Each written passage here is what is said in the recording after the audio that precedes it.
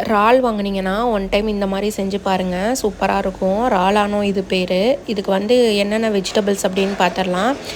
உங்கள்கிட்ட என்னென்ன காய்கறிகள் இருக்கோ எல்லாமே போட்டுக்கலாம். எக்ஸப்ட் வந்து வெண்டிக்காய் வந்து போட்டிங்கன்னா கொஞ்சம் கொல கொலன்னு இருக்கிற மாதிரி இருக்கும். நான் வந்து இன்றைக்கி வாழைக்காய், கத்திரிக்காய், உருளைக்கிழங்கு, முள்ளங்கி, முருங்கைக்காய், கேரட்டு இது எல்லாமே சேர்த்துருக்கேன். உங்கள்கிட்ட அவரைக்காய், சௌச்சௌ இருந்தாலும் சொரக்காய் இதெல்லாம் இருந்தாலும் நீங்கள் போட்டுக்கலாம், சூப்பராகவே இருக்கும். இறால் வந்து நான் இன்றைக்கி வந்து 1/4 கிலோ இறால் எடுத்திருக்கேன். நான் இன்றைக்கி வந்து இது 4 பேருக்கு சாப்பிட்ற அளவுக்கு நான் செய்கிறேன். 2 மீடியம் சைஸ் வெங்காயத்தை நல்லாவே வந்து வதக்கிட்டு, தக்காளி 2 தக்காளி, பச்சை மிளகா போட்டு நல்லா வதக்கிடணும். இதில் வந்து இறால் போடுறதுனால கொஞ்சமாக இஞ்சி பூண்டு பேஸ்ட் வந்து நம்ம ஆட் பண்ணிக்கணும். இது வந்து புளி ஊற்றி தான் நம்ம செய்ய போகிறோம்.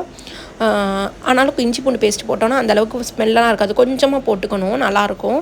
போட்டுட்டு வச்சுருக்க இறாலையும் அதுக்கப்புறம் அதை ஒரு பிரட்டிட்டு வச்சுருக்க வெஜிடபிள்ஸ் எல்லாத்தையுமே நம்ம போட்டுறணும். போட்டுட்டு ஒரு 10 நிமிஷம் வந்து தண்ணி ஊற்றாமல், மசாலா எதுவும் போடாமல், அந்த வெஜிடபிளில் இருந்து இறாலில் இருந்தும் தண்ணி வரும்.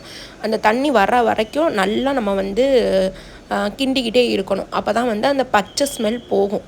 அப்போ நல்லா டேஸ்ட்டு கொடுக்கும். வச்சுருக்க எல்லா வெஜிடபிள்ஸையும் போட்டுட்டு இந்த மாதிரி நல்லா பிரட்டி விட்டுட்டிங்கன்னா நல்லாயிருக்கும். அதுக்கப்புறம் என்னென்ன மசாலான்னு பார்த்தீங்கன்னா, மல்லித்தூள், மிளகாத்தூள், மஞ்சத்தூள், உப்பு, சோம்பு ஜீரகத்தூள் இது எல்லாத்தையும் போட்டு எல்லாமே வந்து நான் உங்களுக்கு எவ்வளோ அளவுன்னு சொல்லிட்டு நான் கேப்ஷனில் கொடுக்குறேன், நீங்கள் செக் பண்ணிக்கோங்க. இது அப்படியே போட்டோன்னா எல்லா காய்கறிகளோடையும் ஒட்டாது, ஒன்றோட ஒன்று ஒட்டாது. அதனால என்ன பண்ணணுன்னா, தண்ணி ஊற்றி நல்லா லம்ஸ் இல்லாமல் மசாலாவை நல்லா மிக்ஸ் பண்ணிடுங்க. மிக்ஸ் பண்ணதுக்கப்புறம் நம்ம வந்து இந்த காய்கறிங்க கூட ஆட் பண்ணோன்னா சூப்பராகவே இருக்கும். காய்கறி வந்து ஆட் பண்ணுறதுக்கு முன்னாடி அந்த தண்ணி வந்திருக்கணும், பார்த்தீங்களா? நம்ம எந்த தண்ணியுமே ஊற்றலாம், அந்த காய்கறியிலேருந்து தண்ணி விட்டுருக்கு பாருங்கள். இந்த மாதிரி தண்ணி விட்டு நல்லா சுருள வேகணும் காய்கறிங்கெல்லாம். அரை கொஞ்சம் வெந்ததுக்கப்புறம் நம்ம வந்து இந்த மசாலாவை போட்டோன்னா நம்மளுக்கு அந்த பச்சை ஸ்மெல் இல்லாமல் இருக்கும். அதோட நல்லா காய்கறிங்க வேகிற அளவுக்கு நல்லா மசாலா போட்டு நல்லா கொதிக்க வச்சுட்டு, கொஞ்சமாக இதுக்கு நம்ம வந்து புளி தண்ணி ஊற்றணும். ரொம்பவும் ஊற்றக்கூடாது, கொஞ்சமாக ஊற்றணும். வெந்ததுக்கப்புறம் தான் நம்ம ஊற்றணும். லாஸ்ட்டாக காய்கறிங்க எல்லாம் வெந்ததுக்கப்புறம் தான் புளி தண்ணி ஊற்றணும்.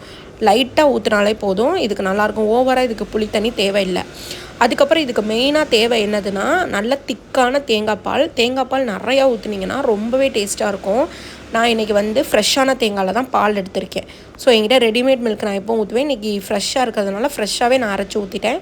அரைச்சி ஊற்றினதுக்கப்புறம் லாஸ்ட்டாக நம்ம கொத்தமல்லி போட்டு சூப்பராக சர்வ் பண்ணோன்னா செம்மையாக இருக்குங்க.